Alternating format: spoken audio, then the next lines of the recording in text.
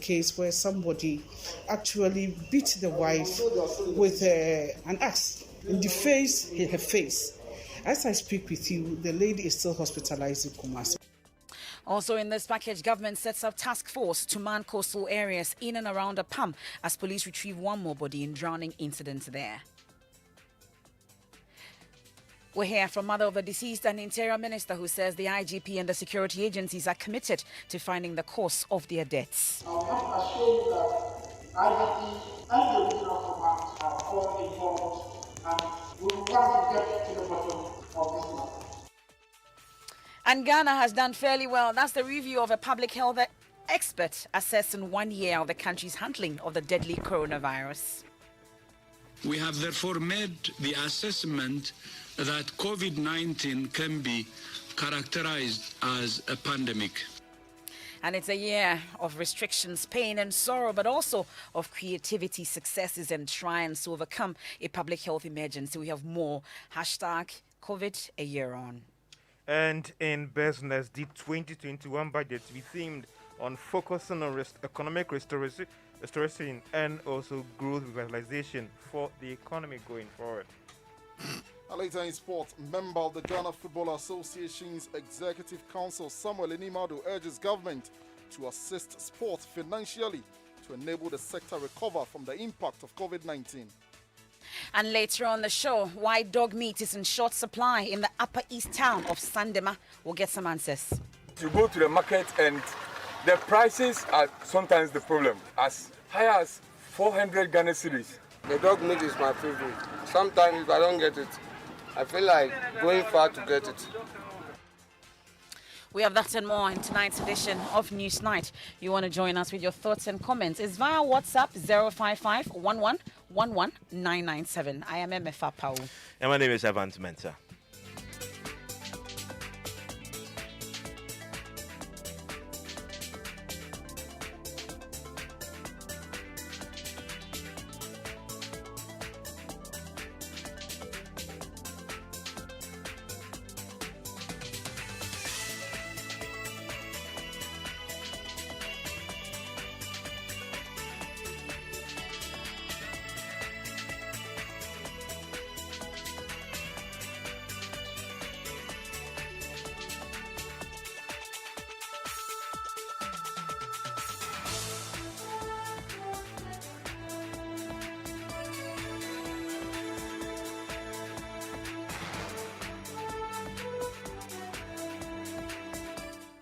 And tonight we start off from the central region where government has set up a task force to man coastal areas in and around Apawu as police retrieve one more body in the drowning incident there.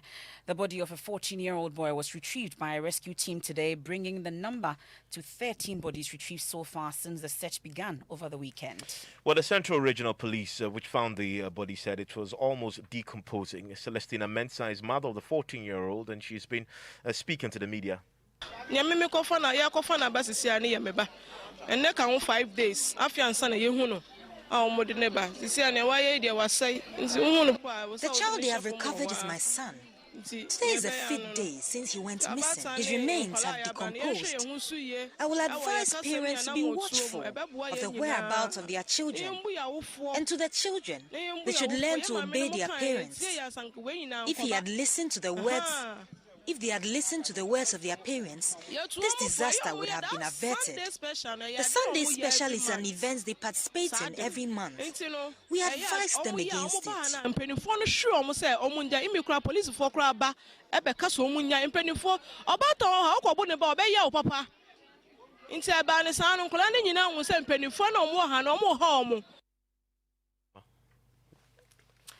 That's a mother of the 14-year-old whose body has just been retrieved, an additional body in that Apawu beach disaster. Well, Central Regional Correspondent Richard Kujonyako joins us on the line with the very latest on this. Kujo, what more have you learned about how the rescue team was able to find this additional body? Well, let me first say around 7 a.m. on Thursday, an informant reached out to the police that another body has been found at the Gomwa Mankwazi seashore. So the police proceeded to the shore, and there lay a boy, 14 years of age. He was pronounced dead, and the body was almost decomposing. And so the police conferred with the medical director at the St. Luke's Government Hospital, and then he said that he directed them for the burial of the person. But that one isn't correct, because we know that on Tuesday, the 16th of March, there will be a mass burial. So we do not know whether this latest body that has been found would be buried separately or it would be included in the mass burial that will be done. So then officially this brings to what, 13 bodies retrieved so far from that incident? Exactly. So now we have 11 teenagers who have died, and who are males, and then 2 who are females. Okay. But we also understand that the 2020 NDC vice presidential candidate, Professor Nana Jane Opoku-Agyeman, was there also to commiserate with the families. What has she been saying? Well, so he's just been appealing to the general public to go easy on the parents of or the affected parents, because she says that they have already the harm has already been done, and so these people are in pain. So accusing them that they did not bring the children up very well and all of that will not help. Rather, she wants them to channel their energies in praying for the souls of these kids. Do we still have some families still saying that some of their children are missing? What's really the status of that? It was about 3 days ago, 2 parents suffered, and then they complained that they couldn't find their children. So one is this woman whose child has just been found. So we are waiting for another body. We are expecting another body or more bodies to be retrieved from the sea, because now that woman is yet to find the child. That's our Central Regional Correspondent, Richard Kujunyaku. Thank you very much. Well, we're hearing now from the Goma West Member of Parliament, Richard John Mensah, who says a task force has been set up to man coastal areas in and around Apawu. He spoke to my colleague, Kwesi Parker-Wilson, in Parliament. When you move to Apawu, it's a very lively area. And I was there this morning, today being a Thursday with an active fishing activities along the coast. But when you get there this time around, you see everyone cladded in, and you see the demeanor of the people. You see that everyone is down with the incidents. So, by and large, and it's not only Apawu; it even extends to other neighboring communities like Ankamo and Mankwade, Abrekum, and those surrounding areas. Everyone there, even economic activities has actually been slowed down, because everyone is mourning the death of our loved children who were drowned. Yeah, you describe it as unfortunate and very devastating. There are those who have said that, well, there was a ban on beaches. But what's happening to the security on the ground, or what measures are you putting in place to ensure that this does not recur? Currently, I've had a meeting with the District Chief Executive, the Police Commander, and the Fishermen Council, that is Apawu. And we've all agreed and come together to institute a task force. And even yesterday, one NGO has also indicated they are ready to lend support to get people to help us man the beaches, so that within this period that there has been a ban, we wouldn't see people going to the beach who are not traders, who are not fishermen, but going there to have fun or to revel at that place. So currently, we are just putting in place the measures to ensure that nobody gets to the beach for not only Apawu. I have about 5-6 fishing communities of Apawu, I have Mankwade, Abrekum, Manford, Dego, and Achimfu. Okay. So these are all fishing communities, and we are going to enforce this law stringently along the coast. And these task force, are they going to be a composition of the Ghana Police Service, or just ordinary young men within the society? Or the community? That's why I said in collaboration with Apawu, because that is where they plow their trade at the beaches. Okay. And we have a lot of fishermen along the coast. So these people are just going to nominate people amongst themselves to be around to actually monitor. So on a daily basis, there are canoes and boats at the beach. So when you go to Manford, for instance, they are mostly known for using the boats. So they are all going to help in this regards. The police will also also have people to actually patrol the beach. Okay. So it may not be maybe police stationed at the beaches, but occasionally, and they also liaise with the task force. No, the task force will always give signal for the police to move in immediately. Well, we're also hearing from the Interior Minister, Bruce Derry, and he's been talking about the commitment of the police, particularly the IGP, to get to the bottom of what happened that led to the death of the children. He, however, cautioned the public against making unsubstantiated allegations against the victims. I must assure you that the IGP and the regional command are all involved, and we will want to get to the bottom of this matter. Mr. It is unfortunate when these incidents happen. We do not allow a thorough investigation matter before we begin to ascribe motives to these. Their duty to go through the process. I share the wish of him that the press should be circumspect in their coverage of this issue. And that's Bruce Derry on the floor of Parliament, speaking on the tragic death of the children in the Central Region. So listen to Newsnight on Joy 99.7 FM. Waiting to hear your comments on that story. 055-1111-997. Still ahead, another deadly remand. A 31-year-old woman allegedly assaulted to death by her boyfriend after what her family members were constant threats by the suspect to kill your daughter. We'll hear from mother of the deceased and the Volta Regional Police. Currently, we have picked that boyfriend, and he is in our custody assisting our investigation. As is normal with deaths, hey, I say, mix the cement in correct proportional. Hey, contractor. Hey, Baganye, what you so? Yeah, Malande, sorry, I say. What do you change the year of return, Ankasa? Hey, contractor, a danya wasting ye. Hey, what would you me feel too much? Who project here? Me friend gasem from top to down. If you are a gasem, hey, yes, solid pa. Hey, you see gasem, and for supi no wodo. On your quality no cutting. Yeah, you see gasem cement, and your pudio womo. One package na. On no wahala. Include over 5,000 in your share. No more schools, no more clinics on your donation. Never compromise on quality. Choose the value Gasm offers you always. In these uncertain times, stay safe and follow all the COVID-19 safety protocols. Gasm, the nation builder.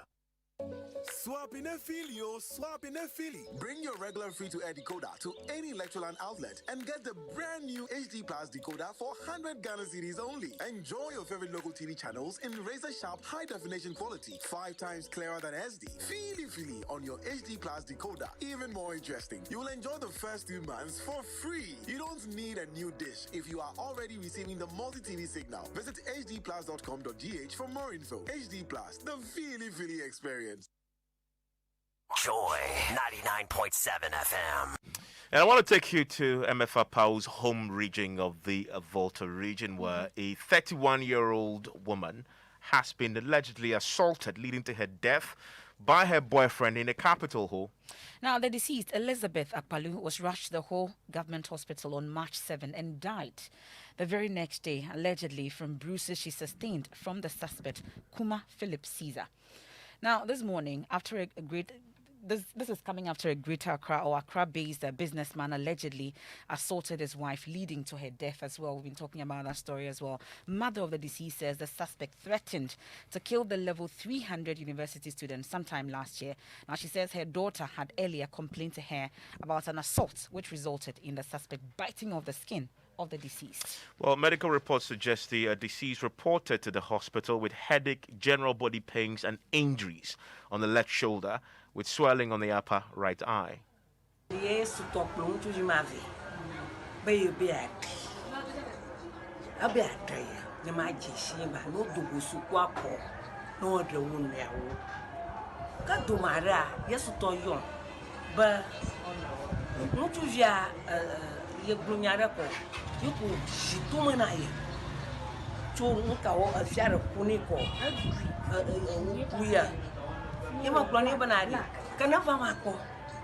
ale ngocho jo never makpo ko ava kuma propa fia abo kwa fia ku ba ma pora pore ntu via dunda ibo oh udru na manyo dashen kado kumali 21st November 2020 ko yeko ntu via yomra.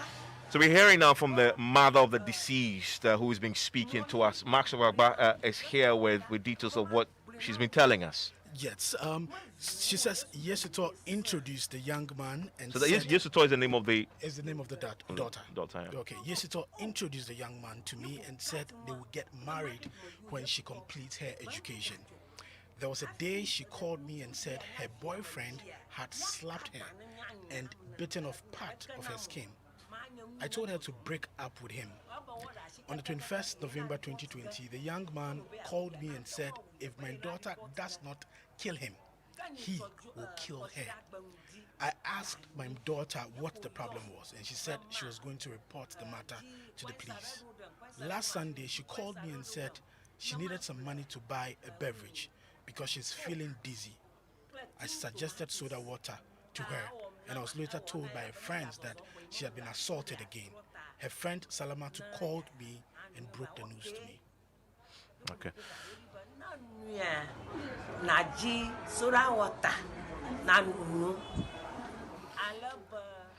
Well, that's the mother of the now deceased Elizabeth Apawu there. Let's bring in the Volta Regional Police Public Relations Officer, Sergeant Prince Dogbache. We're grateful for your time here on Newsnight, sir. So confirm to us where the suspect is as we speak.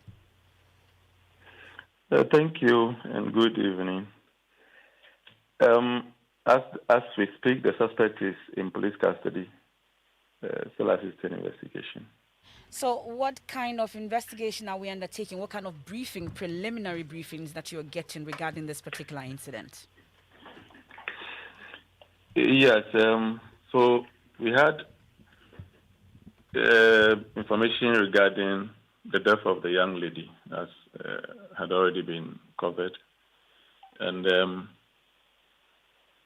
the basic allegation is that she had been assaulted, and she was rushed to the hospital, and then the next morning she passed on. So, as is required, this is an assault leading to death.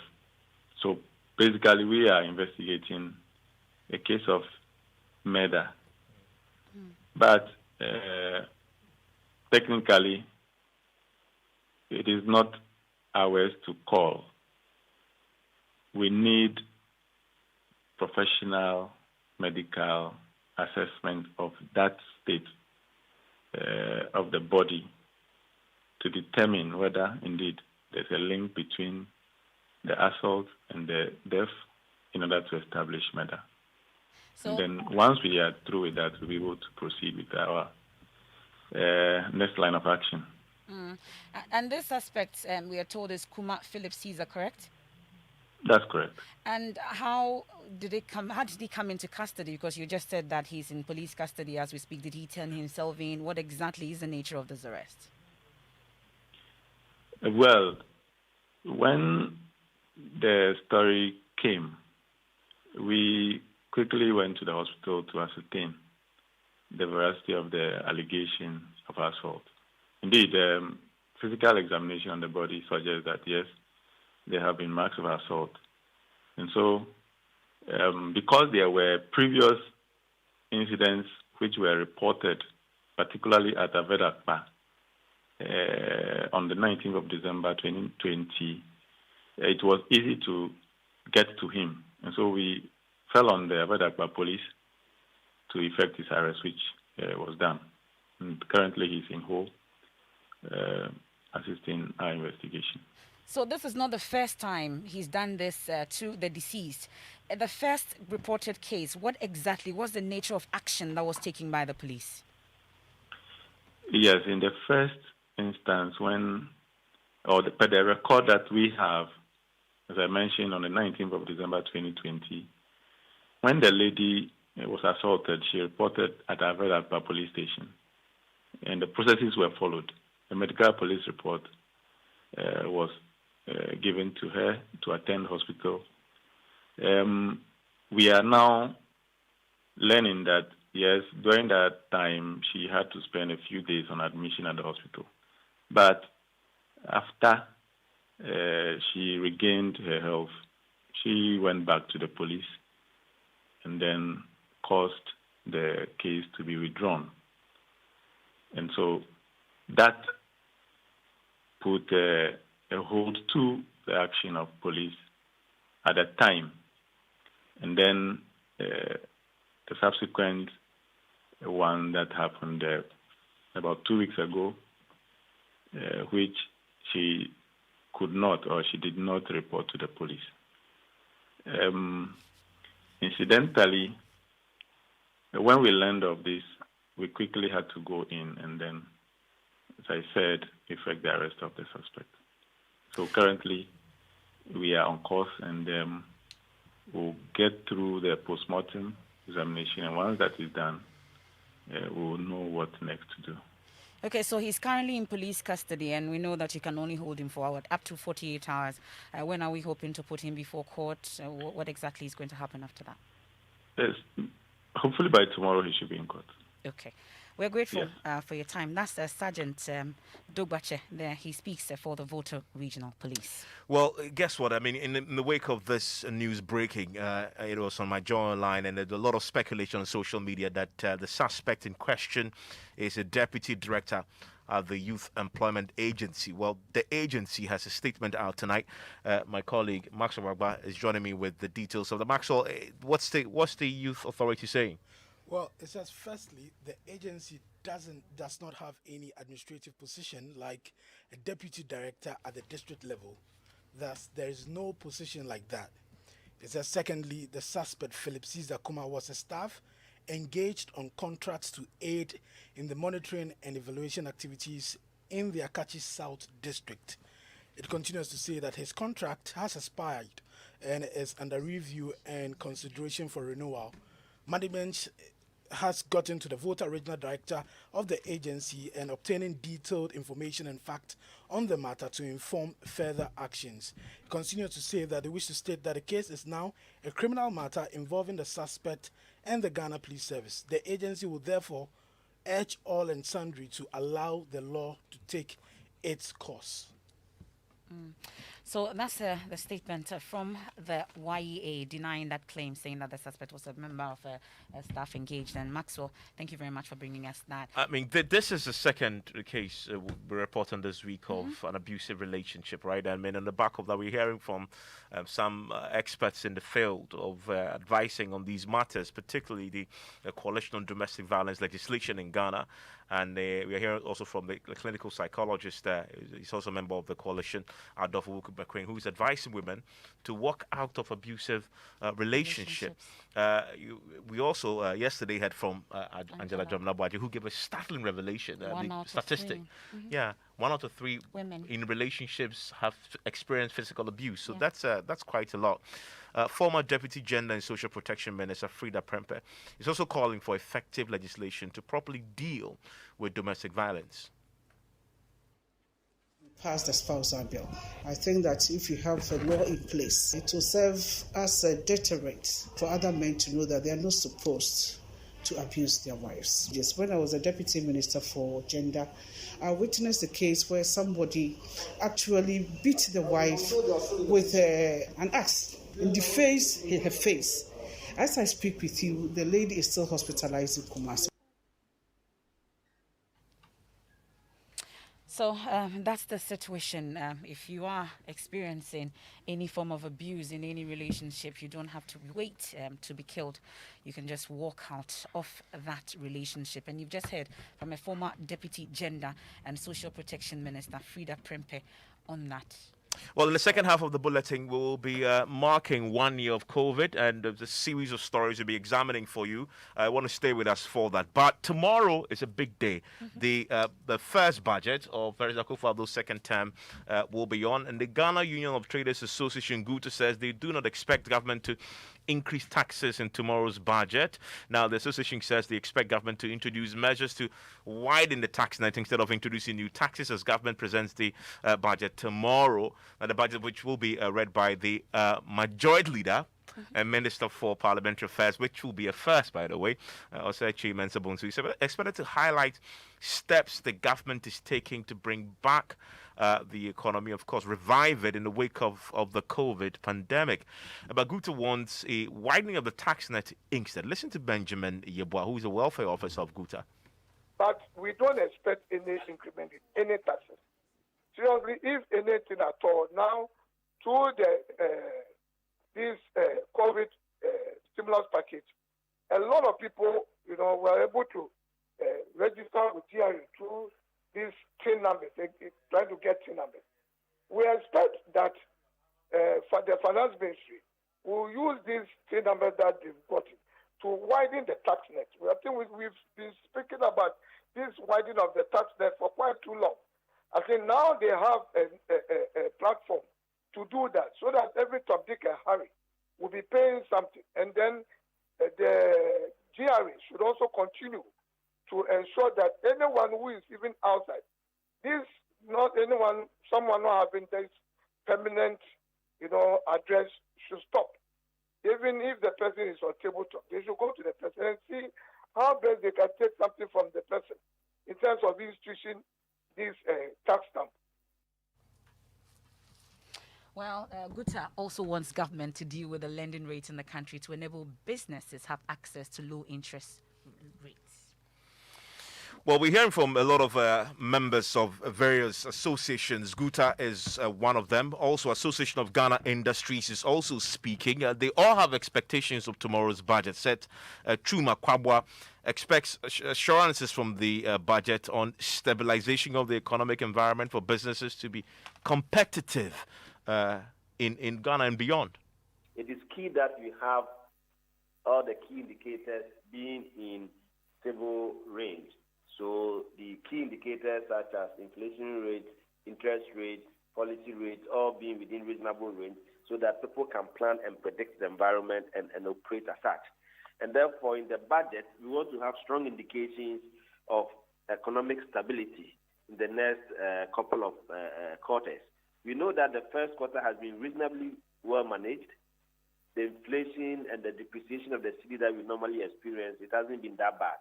And therefore, going forward, if we can have assurances through the budget that the macroeconomic environment will be stable and will be predictable, that will be great. Another aspect relating to that is the implementation of the Continental Free Trade Agreement. We should be able to revitalize Ghanaian industries. The idea is that we should be able to revitalize Ghanaian industries and produce on large scale so that they can enjoy economies of scale and reduce cost of production. In the process, they become more competitive and be able to protect their local market and also export to the African market and beyond. So the CFTA implementation is critical. Well, the AGI also wants more support for businesses to survive in this era of COVID-19. Our studies show that about 80% of all the companies we interviewed were negatively affected by the COVID situation. And therefore, going into this year, we know that the effect will still be felt somehow because it's still not over yet. And therefore, we need to really be clear on how we support businesses to get back on track. We support businesses to survive in these difficult times so that they can expand. And therefore, we would expect that in the budget, there will be clear plan for supporting Ghanaian businesses. When we say clear plan, it's not only money. We know that government has come up with stimulus package and all that. But that is not the only thing. There are several other ways of supporting industry. Even government procurement can make a big difference. So we should be strategic about it and support industry. Government has already mentioned the Ghana Cares program, which is planning to put in generate about $100 billion over the next 3 years or so. That's the Association of Ghana Industries, Seth Chum Akwabwa, there on their expectations ahead of the budget statement tomorrow. Parliamentary correspondent Kwesi Parker-Wilson has been gauging expectations amongst MPs. He joins us on the line. So what are the preparations ahead of tomorrow's budget, Parker? Also, Emefa, information we expect on the ground is that Parliament is set for tomorrow's budget. In fact, the majority leader who will be presenting the budget on the floor of the House, he's getting himself ready. The dome has been set, and I've been engaging some of the members of Parliament on what they should be or they should expect in the budget. In fact, key thing that I went through the conversation I had with them is about the economic recovery program. They want, and especially the Obatampa policy that the president has been talking about. They want details, how it's going to be implemented. And again, what measures will the government put in place to ensure that at least people are okay, even as we continue to battle with the pandemic. So these are some of the things that the minority and the majority here in Parliament would want or expect in the budget tomorrow. So they are all said, if most of them says that they are getting themselves ready and really debate the budget after it's being delivered to the House by the majority leader, who is the leader of government business as well. And you've engaged in the response that they are likely to give the majority leader as he presents the budget tomorrow. Well, for the minority, they are picking a cue from the statement, the State of the Nation address delivered by the president. They think that the president gave some highlights, and so judging from the current situation in the country, they believe that the measures that are going to put out will just be something, not any extraordinary. It will be the same old same budget that will be rehashed, because they make the point that the State of the Nation address was just a rehash of what the president has said some months gone by. And so they are not surprised. They are not expecting anything much from the budget tomorrow. But the majority believes, and the firm believe, that everything that is contained in the budget will inure to the benefit of the people of this country. But there is one question I've been trying to get answered, Emefa, that I have not been able to get, is to whether we should brace ourselves up for more taxes. Most of the majority MPs that I spoke to evaded that question. They said that we should wait for the budget to come tomorrow, and that we'll get to know the content of that. And of course, our man, Kwesi Pakawoson, will be on the ground tomorrow as we bring you live broadcast of the 2021 budget live on TV, on radio, and myjoyonline.com, as well as all our social media platforms. You want to stay with us. We'll take some of your messages also when we return. It's 05511119997. What are your expectations also? You have some key expectations. Do you hope that your expectations will be managed? What exactly are you expecting as we go into the budget 2021 tomorrow? Do send us a message. Let's do business now with George Wiafe. Hello, George. Hi, Emefa and Paco was talking about that $1 billion question about reviewing tax measures. Well, from what we are picking up, it's clear that there'll be reviewing tax measures come tomorrow.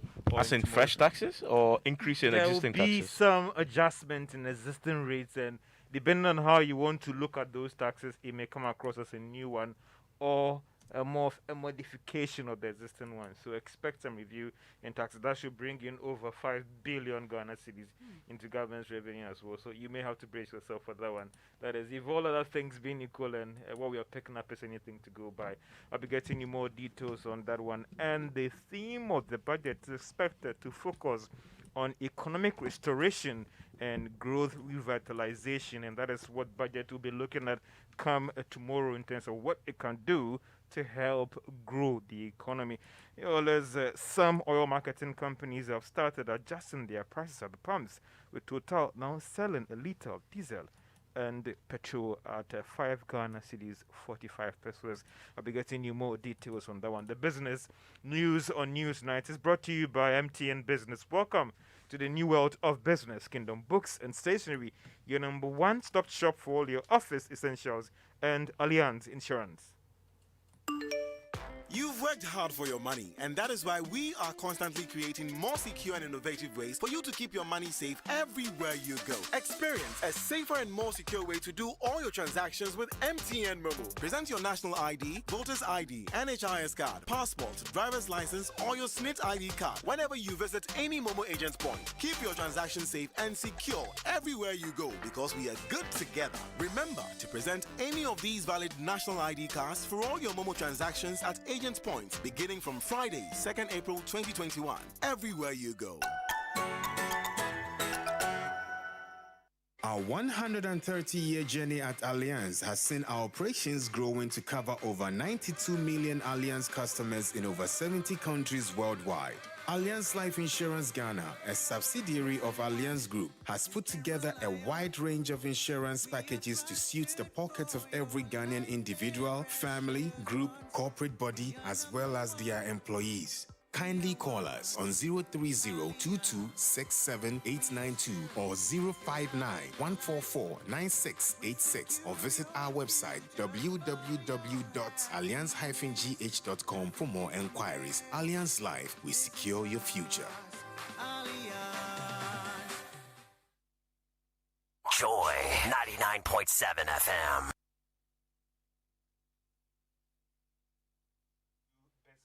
On Newsnight. Now, this year's budget will focus on economic restoration and growth revitalization. But why is this budget being themed on this at the time of COVID-19? And what other things should we expect? We have more in the following Business Desk report. Coming in the era of COVID-19, managers of the economy have maintained that the 2021 budget will outline policies that will help put the economy on a strong footing to ensure that it performs far better than pre-pandemic levels.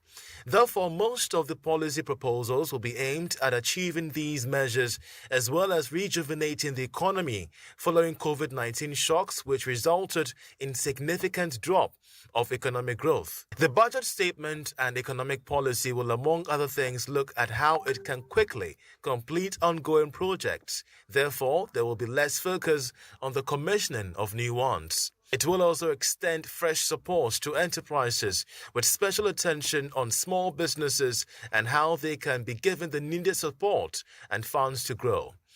We should also expect the budget to come up with some entrepreneurial programs for the youth, as well as other initiatives aimed at formalizing businesses in the informal sector. In all, government will be aggressive with programs aimed at fast-tracking the digitization of the economy, as well as efforts to go cashless. According to government sources, the budget statement will propose pragmatic programs that will help put the economy on a strong footing by the middle of this year. In the 2020 budget, government proposed to spend about 86 billion cedis and raise almost 68 billion cedis in revenue. However, based on all the projections, it is likely that we will see a significant surge in these fiscal measures. That's a Business Desk report. Meanwhile, former Minister of Finance Tekwe says we should expect a tough budget as government tries to control the rise in debt. Debt is at 80%. We shouldn't be comfortable with 80%. And I have said that we cannot compare ourselves to a developed country which is borrowing at 100%. They are borrowing at almost negative rates, interest rates now. 1%, 2%, at most 4%. We do our borrowing and bonds, the best is, not even 6%, but 8%. So the cost of borrowing is high, and it takes a lot of money to service as a poor country or a developing country. So debts at that level is unsustainable. Ghana has been described as being at risk of debt distress. It is also not sufficient comfort that the deficit, which the government itself, if you take 3 of their documents, originally said 2020 deficit was going to be 4.5 or 4.7%. By the time the media review was being read, had risen to 8.5. But if you add the energy costs, which are taken out of the narrow basis, the government's, if you add it, it gives the government's own deficit as 11 plus. We understand the government could be raising about 5.1 billion Ghana cedis from these new taxes this year as it seeks to also cut the deficit and help small businesses as well. Some of these taxes could be targeting the petroleum and profits of banks as well. Now, some of the major oil marketing companies have started reviewing their prices at the pumps. The latest to do this is Total, which has adjusted the price of a litre of diesel and petrol for 5 Ghana cedis 45 pesos. Now, this is about 10 pesos jump from the old price. The move is seen as coming ahead of the bi-weekly adjustment that should actually happen from next week. It's not clear for now what might have influenced this early adjustment. Now, the African Center for Energy Policy, ASEP, says the recent grid system collapse should act that prolonged power supply for hours across the country is a wake-up call for investment in the country's transmission systems. At a press briefing today, ASEP said that the weak and over-age transmission infrastructure has made it difficult to actually transmit power across the country. Let's hear from a policy analyst at ASEP, Kojo Yauche, who discussed the way forward. We acknowledge that the sustainability of grid depends on a reformed power sector that pays for the investments in the transmission of the power sector.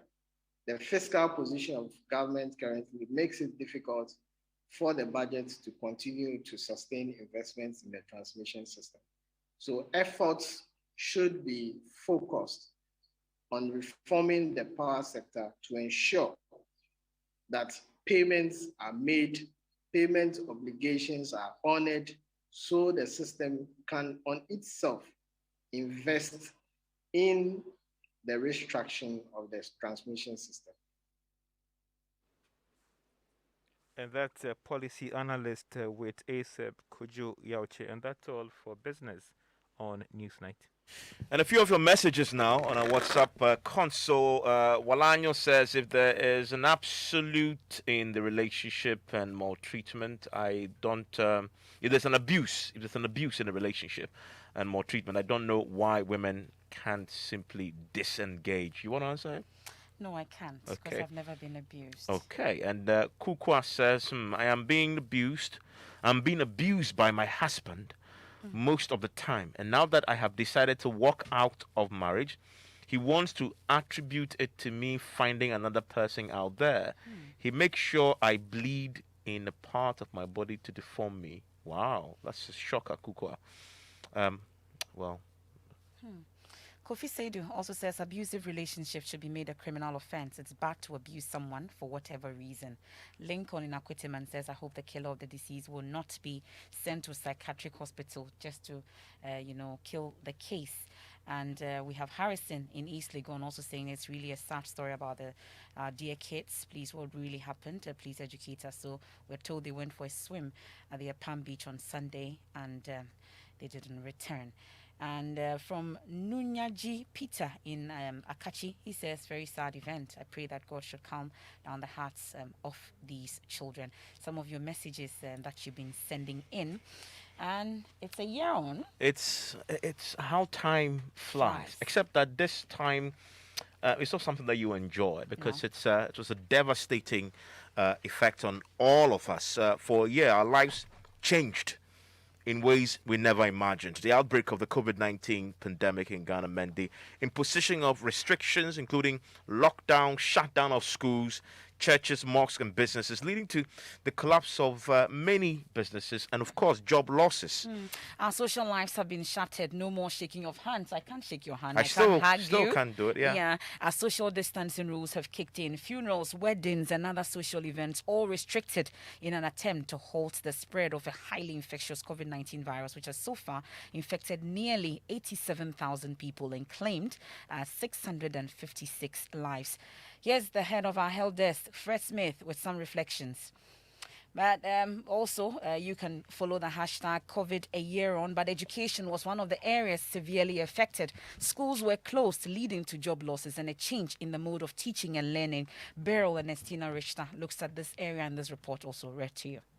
On March 23, 2020, and following the West African Examination Council's decision to indefinitely postpone West African Senior High School Certificate Examination, WASSCE, the Ghana Education Service directed schools to release the JHS and SHS 3 students to go home until the President's directives were reversed. President Akufo-Addo also directed the Ministry of Education and the Ministry of Communications to ensure that they roll out distance and remote learning programs for all students. Charlotte Hesse is a guardian in Accra. The smaller one, she's in class 1. They've been doing Ghana learning radio all over the country. Nadine Fars is a nursing mother and a banker. Her Worth school was one of the few schools in the capital to roll out the virtual learning program during the closure. When the virtual learning started, I was actually on maternity leave. I was already home with the kids, but the additional responsibility of having to teach them at home was so much for me because I had a new baby, and getting new babies are already, a whole package. Well, as schools reopened, children were introduced to new ways of life. Now, they had to stay distant from their mates, wear face masks like I'm wearing right now doing the show, and more straightly enough, they had to now take breaks to go and breathe. Now, Judith Awachitando with that report. Ever imagined a time when breathing freely will be such a luxury? Well, it is in this time of coronavirus. Here in the youngsters' school, children are given breaks just to breathe. It is called breathing breaks. Children are told to be socially distanced so they can breathe. Wearing of masks is now one of the COVID-19 preventive protocols, but it is not easy for children who are also required to wear masks, especially in schools. My nose mask, I always feel hot and I cannot even breathe. I'm always stuck at one place and they always send me here. And because of my mask, our teachers also said we shouldn't remove it. Yeah, it's very difficult because sometimes the heat in the mask, it makes some people collapse. It's very difficult because sometimes I can't breathe properly. For teachers who cater for children in the lower primary level, it is even more difficult managing them. Lily Mensah is teacher at the youngsters' school. It hasn't been easy. It's been a very tough situation for us here. Since the pandemic starts, you have to encourage the children to put on their nose masks all the time. Because most of the time, the children will come and they'll be comparing their nose masks with each other, even with the use of the hand sanitizers. If you are not careful with it, some might end up applying the hand sanitizers all over their face. And that is the worst thing of all, because if it gets in contact with their eyes, you, the teacher, you are in a very big trouble. At the same time, it is going to affect the child forever. Well, talking about children, like, are you used to it now? Your children studying? Did your children ever study in the house or virtually? Yes, they did. They did virtually, yeah. They did. Yeah. Are you used to it now? Yes, you have to partake in it and then understand it. It's the most difficult. It's the most difficult thing. Very, very difficult. Well, listen, we've been speaking also to the Education Minister. He's been speaking to Gift Chandoapia about government's plan for recovery following months of schools shut down and restrictions, which have affected smooth operation of some institutions, especially those in the private sector. Every fourth grader in Ghana will take a BECE-like exams, but in just English and mathematics. And that will give us the critical data to see where our students are and how we pick up the pieces and truly get them to recover from the learning loss. So we are aligning our assessment with the 10-year-old learning poverty measure by the World Bank. So we'll be able to know where we are as a country. Well, so that's the Education Minister, Dr. Yao Oseyeduchum. But what's been the impact of the pandemic on religion? Joining us is Michaela Anderson. Takes a look at how worshipping has been transformed as a result of COVID-19. Lord, let heaven speak on behalf of Ghana today. Prayers were said from every part of the country. A nationwide fast was even declared against the deadly virus entering Ghana. That nature will use the virus. We pray that... Well, man proposes, but God disposes. In no time, the unexpected happened. We recorded our first 2 cases. Churches had to quickly re-strategize and come up with ways they could still connect with their congregants. A shift from in-person to online services was the best option. Remember, the church is the place of gathering to pray and to worship. Now, suddenly, for 8 weeks, this has never been the case. It's not been very easy for our members. I do virtual services now. You can imagine when I have to stand on the microphone and I'm preaching to empty seats. No in-person worship, no offertory. Coffers of some churches started getting depleted. Particularly for the small churches. Financially, it's been also hard for them. Most of them are not able to pay their staffers, their workers, their pastors, their mortgagees, and so on and so forth. And Father, we pray that you will give us another chance.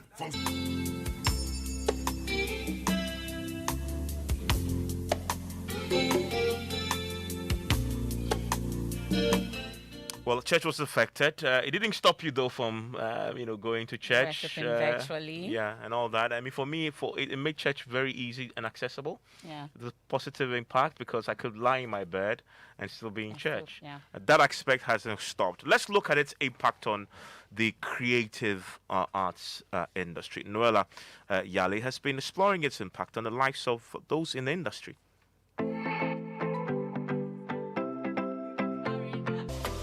On the 22nd day of March, the President of the Republic, Nana Akufo-Addo, made this pronouncement. Effective 1 a.m. on Monday, 30th March, some 48 hours from now, I have imposed, pursuant to the powers granted the President of the Republic under the Imposition of Restrictions Act, 2020 Act 1012, restrictions on movement of persons in the Greater Accra Metropolitan Area, Ghana, and the Greater Kumasi Metropolitan Area. This was the beginning of what many creatives, stakeholders, and showbiz fanatics have described as an awful year for those in the sector. Have been skyrocketing since Christmas, so much so that Portugal now has the world's highest infection and death rates per million people. As a result, hospitals struggling to keep up with the caseload. The effect of COVID-19 globally has been very devastating. Apart from claiming thousands of lives, it has crippled economies in many ways, and experts predict a recession like the 2008 financial crisis in Europe. The creative sector globally has not been spared. Concerts were postponed or cancelled. Here in Ghana, though research on exactly how much the creative industry has suffered is scanty, the impact has been felt, resulting in a big slowdown on the entertainment front. Take the music industry for example.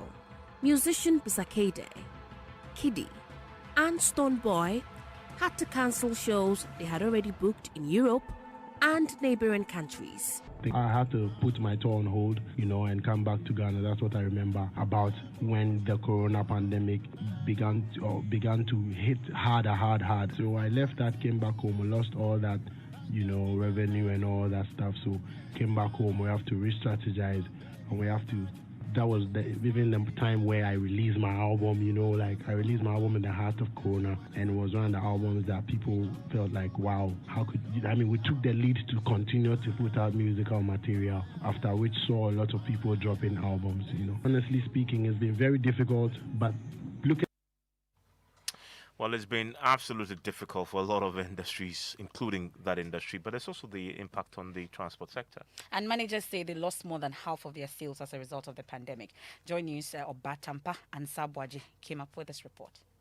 As the world comes to terms with the coronavirus and its effects on socio-economic activities, businesses continue to find novel ways to stay afloat in order not to shut down. The VIP transport service is one of the many businesses whose wheels came to a screeching halt as a result of the many COVID-19 restrictions. During the lockdown, many of these buses were parked in the terminal for days. General Manager at Dakabre Frimpong Manso says the imposition of restrictions caused them to find innovative ways of operating. First, we made sure that everybody who came to our premises had to wear their nose mask, had to be given the opportunity to wash their hands and then sanitize their hands. And then we also said that without the nose mask, you wouldn't enter the buses. And then VIP also went a step further to import COVID-compliant buses where they would self-disinfect the passengers automatically, and the passenger would have had the opportunity of use of sanitizer whilst on board. VIP also sought the assistance of the Ghana Police, and we were giving some men here who would use the administrative powers given the police to more or less caution people against the misuse or failure to use the nose mask. So that has helped us tremendously. So that's the managing director of VIP John Adakabre Frimpong Manso there on the impact on the transport sector. Now, it's a cemetery that requires special permit for visiting family members after burials. Tombstones are also not allowed there, according to AMA coordinator of COVID-19 burials, Joseph Asitanga. Well, a section of the Awudome Cemetery has been designated for the burial of persons who died of coronavirus in the Greater Accra region. Maxwell Agbagba had an exclusive tour of the infectious disease cemetery and has come through with this report. The siren of the hearse carrying 4 people who died of coronavirus to the Awudome Cemetery. The burial site for COVID-19, and when you come here, you see big signage here, burial site for COVID-19. 2, 3, 4, 5, 6. Okay. That was last week. One prominent feature of all cemeteries are tombstones with names of the dead beautifully engraved on them as a way of showing final respect. But family members of COVID-19 victims cannot do that for their loved ones. They are buried in unmarked graves. Coordinator and supervisor of the COVID-19 burials, Joseph Asitanga, has been explaining to me why they are stripped of that privilege. All infectious bodies. Okay. When we put block work and cement the grave, it retards easy decomposition of the body and the possibility of collection and evaporation of whatever organism that is there to also come to cause more sickness. So when we bury them on the earth ground, earth burial. All the graves here, for the purpose of stigmatization, we did not allow labeling and naming of the graves. Yes, because when you get stand here, you see the COVID site for COVID burial. Such that after the burial, if you want to come here, you still need to seek permission from the MPH, the Metro Public Health Department. Okay. And we don't even allow you to come here because once you've come to identify the grave and this is where they laid your family member to rest, that ends it. It's not even permitted to any family member to come and inspect anything here. That's Joseph Asitanga there, ending Maxwell Agbagba's report. I'm sure we have more on COVID a year on in sports with Hans Mensah. Hans? Definitely, Emefa, and has been characterized by empty stadium and the cancellation of competition. We saw the cancellation of the Ghana Premier League also. Saw the situation where Ghana Premier League games were played without fans. Now, the situation has had a massive economic impact on the sport industry generally, and member of the Ghana Football Association's Executive Council, Samuel Inimado, is urging government to assist sports financially to help the sector recover from the impact of COVID-19.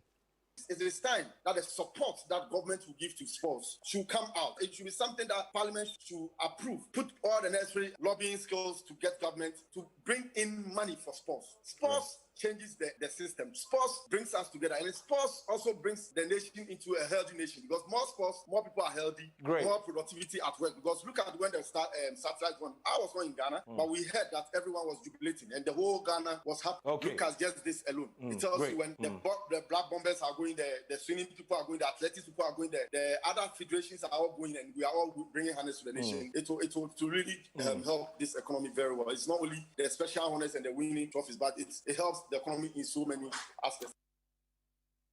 That's Samuel Inimadu, is a member of the Ghana Football Association's Executive Council, and the president of the Ghana Football Association, Keto Kweku, he's withdrawn his candidacy from the CAF Executive Committee elections. Keto Kweku told a meeting of executives of Wafu Zone B today in Rabat that he was withdrawing from the race to help foster unity in the zonal body. You can read more on this on myjoyonline.com/sports. That's your sports. Thank you very much, Hans Mensah. Hans, do you like dog meat? Nope. Okay.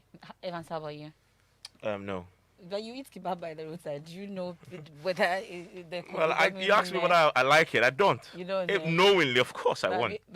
So you've never eaten it? I don't know. Maybe I have. Okay, but it's a concern in the Upper East region. We're told about a shortage. Listen. The dog meat is my favorite. Sometimes if I don't get it, I feel like going far to get it. So if I don't get it sometimes, I always just buy this pork meat to manage for the day. But I like the dog meat more than the pork because it's a sweet meat for us. My name is Douglas, but the Gati by tribe. They sell the dog meat, is very nice. And then the fries are challenging with the dog meat. So anytime we don't get the dog meat here, it's always a problem. Okay, so there's a shortage of dog meat in the Upper East region, and it turns out that it's one of those most read stories on my Joy Online. Dog shortage hits Sandema market, and so you want to check it out. Also, a woman dies in Ho after boyfriend allegedly assaulted her. You had that story on of course, here on Newsnight. Akufo-Addo retires Director General of National Lottery Authority. Kofi Osei-Meah is number one most read on the page on my joyonline.com. Which other stories are there? So we have Domela Voice still making a showing there on my Joy Online. President-elect Akufo-Addo encouraged me to accept Mahama's Auditor General appointment in 2016. You can also visit myjoyonline.com and read more stories for yourself. And thank you for listening to Newsnight. Remember to brush your teeth with Pepsodent, because every smile matters with Pepsodent. I am Emefa Apawu. I'm Mensah. Enjoy the rest of your evening.